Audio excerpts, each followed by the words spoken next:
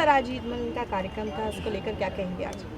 पहले तो हमारी और हम सबकी तरफ से सभी को ईद की बहुत बहुत बधाई, शुभकामनाएं, मुबारक हो। और जैसा कि आप लोगों ने यहाँ पे देखा कि ईद मिलन समारोह किया गया था और आपसी सौहार्द का एक कार्यक्रम था कि जिसमें सभी वर्ग के लोगों को इनवाइट किया गया था। और शिया, सुन्नी, हिंदू, मुसलमान, हर तरह के हमारे दोस्त, मिलने वाले लोग, समाज के सम्मानित लोग यहाँ पे मौजूद थे। और इस तरह के कार्यक्रम, क्योंकि लखनऊ की ख़ास करके एक तारीख़ रहे हैं, गंगा जमुनी तहज़ीब की एक जो है रस्म रहे हैं, और इसी उस पर जो है कार्यक्रम रखा गया था।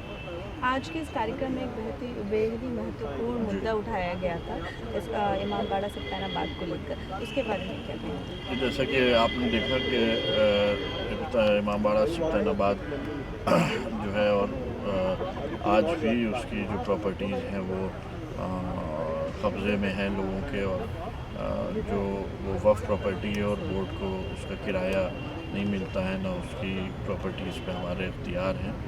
और उस सिलसिले में हमने जो है डॉक्यूमेंट्री बनवाई है कि जिसमें उससे लिए अवेयरनेस पहुंचाई जा सके और अपना मैसेज जो है ज़िम्मेदार लोगों तक पहुंचाया जा सके, जिससे हमारी जो रिलीजियस जगहें हैं, जो हमारी आस्था का केंद्र है, उनको जो है आज़ाद कराया जा सके। सबसे पहले तो आपके इस चैनल के माध्यम से मैं समस्त प्रदेशवासियों को ईद के पावन पर्व की बहुत बहुत मुबारकबाद, बहुत बहुत बधाई पेश करता हूं। आज इस ईद मिलन समारोह में मुझे आमंत्रित किया गया था, मैं जिसमें आया। यहाँ पर बहुत सारे मुद्दों पर, बहुत सारे अच्छे अच्छे मुद्दों पर चर्चा हुई। कुछ वक्फ प्रॉपर्टीज़ में इंक्रोचमेंट की बात भी जानने में आई, तो मैं बता देना चाहता हूँ कि उत्तर प्रदेश की सरकार वक्फ प्रॉपर्टीज़ के संरक्षण के लिए कार्यरत है। उत्तर प्रदेश की सरकार वक्फ संपत्तियों के संरक्षण के लिए कार्यरत है। और मैं आश्वस्त कर देना चाहता हूँ आप सभी को कि जितनी भी वक्फ संपत्तियाँ ऐसी हैं कि जिन पर कब्जे किए हैं, नाजायज़ कब्जे हैं, उनको निजात दिलाई जाएगी कब्जों से और आज़ाद किया जाएगा। बहुत बहुत धन्यवाद। मौलाना जी, आज हुसैनी टाइगर्स की तरफ से ईद मिलन का एक कार्यक्रम का आयोजन किया, साथ ही बहुत ही महत्वपूर्ण मुद्दे के ऊपर एक डॉक्यूमेंट्री भी लॉन्च करी गई है, इमामबाड़ा सत्यानाबाद। तो उस पूरे कार्यक्रम को लेकर आप क्या कहेंगे? देखिए, लखनऊ में जो हज़रतगंज सबसे मेन यहाँ का बाज़ार है, उसमें ये इमामबाड़ा है।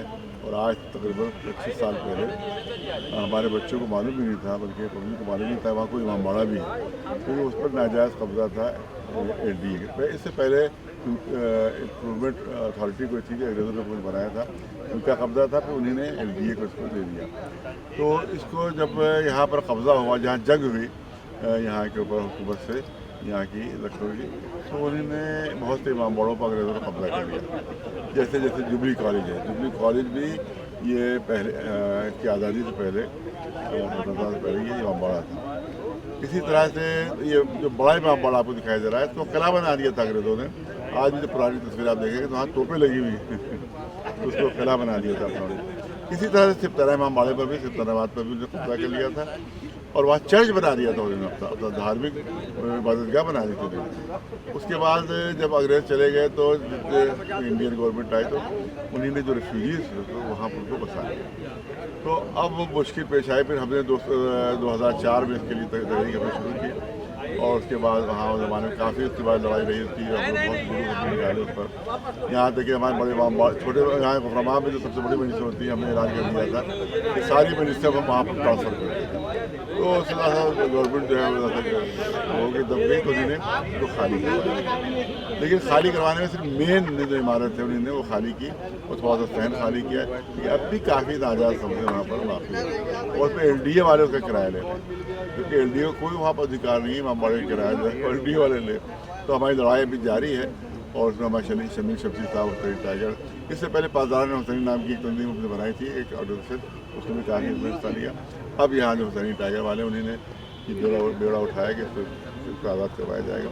तो हम योगी जी से और जो लोगों से बात करेंगे कि भाई हमारा इमामबाड़ा इस पर वापस किया जाए, और जो लोग वहाँ रह रहे हैं उनको कहीं और पर स्थानांतरित किया जाए, और उनको बेघर न किया जाए, उनको जगह दी जाए उनको, हाँ, ताकि उनको रह सके, कहीं बेघर न हो। तो इतना कह रहा है। नमस्कार, स्वागत है आपका। आप देख रहे हैं न्यूज़ नाउ भारतवर्ष, और मैं हूं आपके साथ आकांक्षा।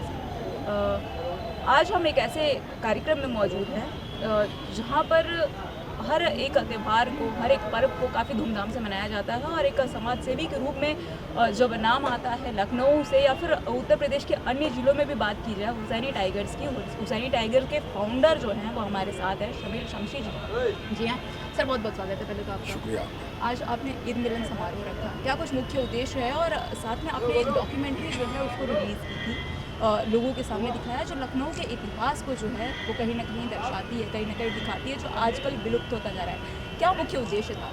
देखिए, ऐसा है कि पहली चीज़ तो जो हम लोगों ने ईद मिलन समारोह किया वो सिर्फ इसलिए कि लोगों में मोहब्बतों का सिलसिला जारी रहे।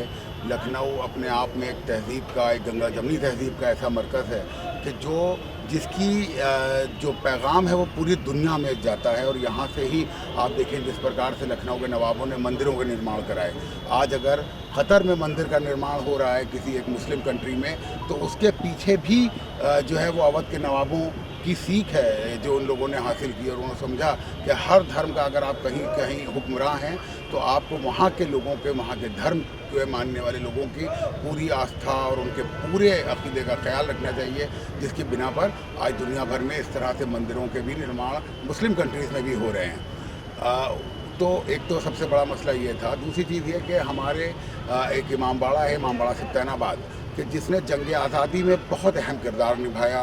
उसने बहुत ज़्यादतियाँ सही, बहुत जुल्म सहे, क्योंकि वो इमामबाड़ा जो है वो अवध के आखिरी नवाब जो थे वाजिद अली शाह, उनके पिता का जो है वो क़ब्र का, यानी उनका मकबरा भी वही इमामबाड़ा है। शियों में जहाँ भी दफन होते हैं लोग, वो इमामबाड़ों की तामीर कराई जाती है, मकबरों की तामीर नहीं होती है। तो वहाँ पर इमामबाड़ा बना के उसके अतराफ़ में एक गंज बनाया गया ताकि उसका नाम हज़रतगंज रखा गया उनके ही नाम पर। तो ये जो था वो अंग्रेज़ों ने उसको पूरी तरह जकड़ा, उसको बर्बाद किया, लूटा। और बहुत कोशिशों के बाद 2004 में वहाँ पर शिया समुदाय को अपने धार्मिक क्रियाकलापों की अनुमति मिली, परंतु अभी भी वो इमामबाड़ा पूरी तरह से जो है वो लखनऊ इम्प्रूवमेंट ट्रस्ट जो अंग्रेज़ों ने बनाया था, जिसका विलय बाद में LDA में हो गया, आज वो किराया वहाँ का वही लोग वसूलते रहते हैं। और जो है वो लगातार उसको नुकसान पहुँचाया जा रहा है, उस इमारत को नुकसान पहुँचाया जा रहा है। वहाँ पर उसको तोड़ के शोरूम बना लेना, ये कर लेना, ये तमाम चीज़ों के ऊपर कोई बंदिश, कोई रोकिश नहीं है।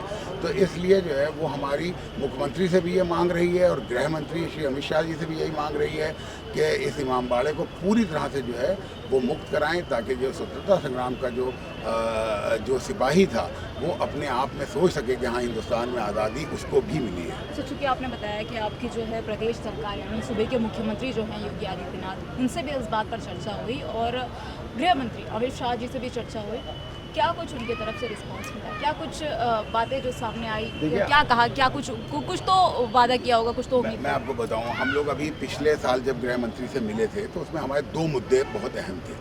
पहला मुद्दा जो हमारा था वो था कश्मीर में शिया समुदाय के जो जुलूस हैं वो पिछले 30 वर्षों से प्रतिबंधित थे।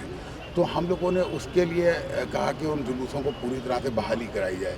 और माननीय गृह मंत्री जी के आदेश के बाद ही कश्मीर के अंदर बहुत बड़े पैमाने पे फिर से 30 सालों के बाद शांतिपूर्ण तरीके से जो है वो आज़ादारी के और मुहर्रम के जुलूस जो है वो बरामद हो सके, जो कि एक बहुत बड़ी उपलब्धि है सरकार के लिए भी और पूरी दुनिया में ये दिखाया गृह मंत्री ने कि जहाँ पर हर तरफ शिया समुदाय पर जुल्म हो रहे हैं, भारत के अंदर जो है वो उनको आज़ादी दी जा रही है और उनको इस बात का एहसास दिलाया जा रहा है कि वो इस देश के भरपूर नागरिक हैं।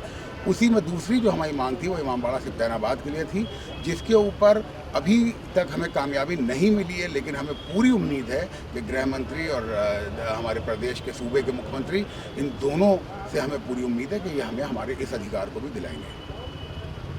अच्छा, चुनाव देखिए, एक समाज सेवी की जब छवि आती है तो चुनाव भी नज़दीक है, इसलिए चुनावी मुद्दे पे भी चाहेंगे कि 1-2 जो सवाल आपसे हो जाए। समाज सेवी की जब छवि आती है तो ये होता है कि समाज सेवी हैं, उनको राजनीति में उतरना है और इसलिए जो है वो एक लोगों के बीच में रहना चाहते हैं और समाज सेवा करना चाहते हैं। आपका कुछ उद्देश्य, और अगर कोई टिकट देता है तो आपके चुनाव लड़ना चाहेंगे? देखिए, ऐसा है कि हम लोग ना बहुत मजदूर परिवार के लोग हैं और हम लोगों ने ज़िंदगी भर जो है वो लोगों की खिदमत की है और उस खिदमत को कहीं दिखाया भी नहीं है। तो हमें नेता बनने के लिए, इलेक्शन लड़ने के लिए किसी चीज़ की कोई वो नहीं है। आज हमारे सभी पार्टियों में हमारी अपनी पहचान है, सभी लोग हमें सम्मान देते हैं।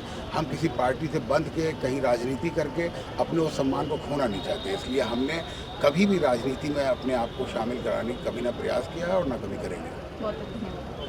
तो आप थे हमारे साथ हुसैनी टाइगर्स के फाउंडर शमीर शमशेद जी, जिन्होंने बताया कि आज जो इन्होंने कार्यक्रम किया है उसको रखने का मुख्य उद्देश्य क्या था, और साथ ही इन्होंने जिस तरीके से लखनऊ का एक इतिहास रहा है, पुराना इमारतें जो रही हैं, अपने इमामबाड़ा और छोटा इमामबाड़ा, बड़ा इमामबाड़ा और तमाम जो कहानियाँ हैं, जो इतिहास आपने किताबों में पढ़े होंगे, उस इतिहास को आज भी जिंदा रखने के लिए इन्होंने जो आज एक डॉक्यूमेंट्री बनाई उसको भी इन्होंने रिलीज़ किया, जिसमें इन्होंने दिखाया कि क्या कुछ इनके मुख्य उद्देश्य रहने वाले हैं इस डॉक्यूमेंट्री के और क्या कुछ मांगे हैं। तमाम खबरें आप तक लाते रहेंगे, बने रहिए हमारे साथ न्यूज़ नंबर।